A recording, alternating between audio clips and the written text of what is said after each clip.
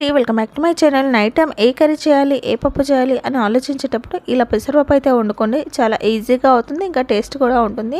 First అయితే మనం పెసరపప్పును అయితే వాష్ చేసేసి అందులో కొద్దిగా వాటర్ వేసేసి 4 టమాటాలు, 2 ఉల్లిపాయలు, అలాగే పచ్చిమిర్చి, కొద్దిగా పసుపు, జీలకర్ర వేసేసి ఒక 4 to 5 విజిల్స్ అయితే పెట్టుకోండి. ఆ తర్వాత అయితే మనం ఇలా అయితే స్పూన్తో అంటే మెత్తగా అయితే అవుతుంది. ఆ తర్వాత అయితే మనం ఒక హాఫ్ గ్లాస్ వాటర్ అయితే వేసేసి తగినంత ఉప్పు వేసేసి దాన్ని అయితే మంచిగా మరగనివ్వాలి. ఆ తర్వాత అయితే కొత్తిమీర వేసేసి ఇంకొద్దిసేపు మరగనివ్వాలి. ఇది ఇలా మరిగాక మనమైతే పక్కన ఉంచుకోవాలి. ఆ తర్వాత అయితే మనం కడాయిలో ఆయిల్ వేసేసి ఆయిల్ హీట్ అయ్యాక ఆవాలు, జీలకర్ర, మినపప్పు, ఇంకా ఎండుమిర్చి, కరివేపాకు, కొద్దిగా ఇంగువ ఇవన్నీ వేసేసి కలిపేయాలి. ఆ తర్వాత అయితే మనం కంపల్సరీ ఒక నిమ్మకాయ అయితే పిండుకోవాలి. చింతపండు వేయద్దు, ఇందులో నిమ్మకాయ పిండుకుంటే చాలా బాగుంటుంది, చాలా టేస్టీగా ఉంటుంది.